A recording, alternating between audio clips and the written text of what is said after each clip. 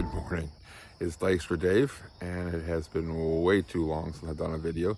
I so apologize. Life just keeps me busy, and I admire those people who make all their videos weekly, even monthly, because there's a lot of work involved in doing a video. Today, I'm going to talk about my Red Runner. Now, I had intended on doing a 150-hour review to see how things were going, to talk about some of the problems I've had and what it's all done in that time period. But last night it broke on me. So I'll just take you around.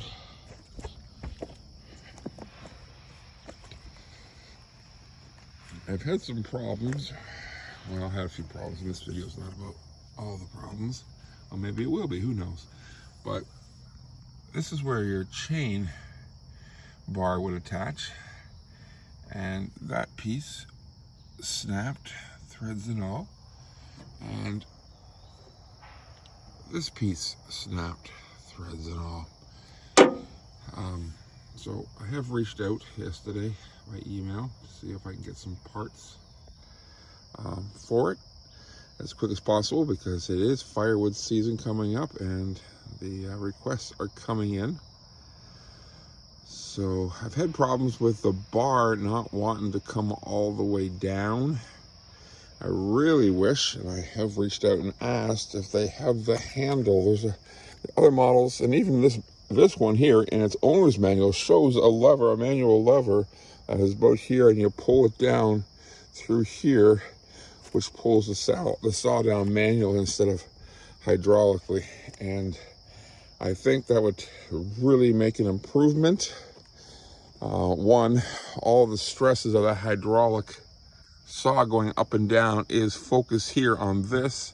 And as you've seen on previous videos, I had this replaced under warranty, this cover, because it flexes so much. But although I don't see a lot of movement in it, there is flex in there because I have to constantly make adjustments to this stopper here, which hits this safety, which turns off the actual chainsaw and allows the ram to go forward. But as you can see, I am at the end of my adjustment, and it was at one point totally flush. This bolt was always screwed all the ways screwed in. But over the last few hours, maybe last 15-20 hours, I've had to constantly adjust a little bit to the point where it's all the way out. So that means there is some flex somewhere, even though I must say the cover seems to be a whole lot more sturdy than the original one. But I'm going to have to make some adjustments here with the ram in order to change that, or simply get a longer one of these to allow for more adjustment, a longer carriage bolt. I should have actually videotaped me putting this back together, but this gear totally split and broke. I never even saw where it went. And then behind that gear is a keyway, and it also flew away, so I had to get a keyway for it. Purchased the new gear. Now this is a reverse thread, and there doesn't seem to be a way to, without a gear in there, to be able to hold this. So I ended up putting my wrench and actually putting it on here, and then with it there, I turned the hydraulics on slowly, and it unwound itself. So I just put that back on, snugged it back up. This collar still seems to be somewhat floatable, but so that's the gear. Now I still got to replace these broken pieces which snapped off. That holds the actual chainsaw bracket on. So these ones totally split. Again, don't know exactly what happened. I was cutting a log, all of a sudden the chain flexed and hit the inside of the cover, just down here, and Then I started pulling it back up, and then bam, the chain flew off, bar fell down, and when I opened it up, I seen all these broken and split adjusting parts. So, and the bar was bent too. So got a new bar in here, and we'll now be installing these new pieces and the new bar, and hopefully I will be back up and running.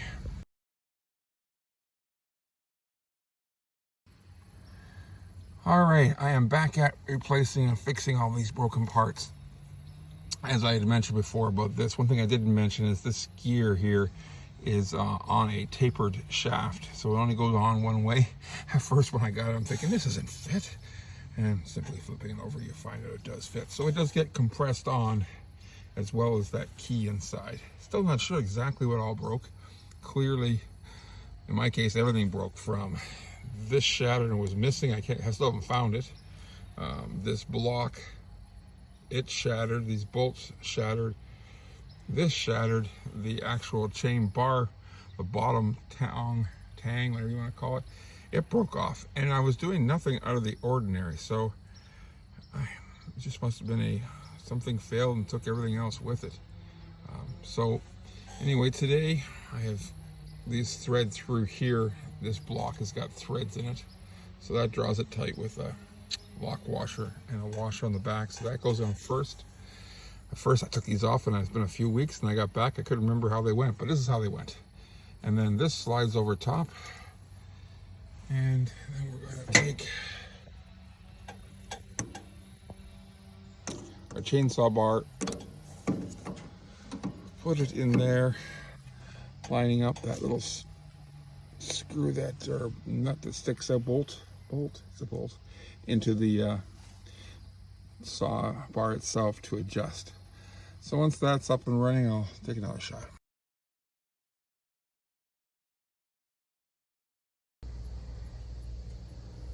All right, back together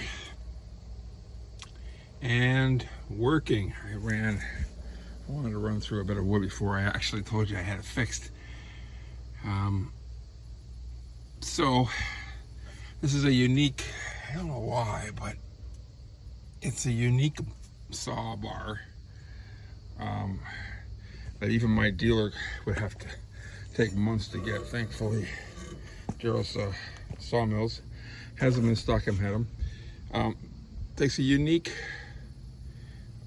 chain as well. It's a 23 RS70. So what I do is I go into my Still dealer, and they'll actually make me up a chain with 70 links and the 23 RS. I don't exactly know what that means, but that's what fits this. So I put a new chain, new bar, new gear set, and it is running good. Now, it bugs me when things break, because it can be a number of things: an engineering flaw, operator error, or a faulty piece of equipment.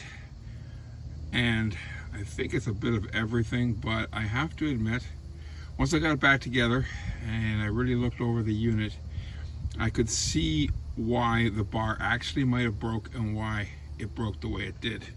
Now, for whatever reason, this unit, it's the cages. Oh, I've already replaced this with a reinforced one from the manufacturer, even though it's still got some flex. But if you look in there right now, you can barely see my chain in the top right corner. And actually, there's still room for some adjustment. So I'm going to try and get that chain 100% out of the way. What's happening as this thing flexes, you got to constantly make adjustments. This adjustment here turns off the actual saw chain from turning. But for a long time, I had to keep readjusting until I was getting it pretty far out, to the point where I actually added another bolt to this, because I was thinking somewhere this thing is flexing. I mean, you can see here the ripple in where the bolts are.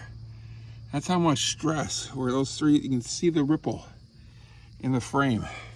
And that's not Super Duty metal, but that's pretty reinforced where it is. But that's how much stress this ram is putting on that saw blade. So I have determined that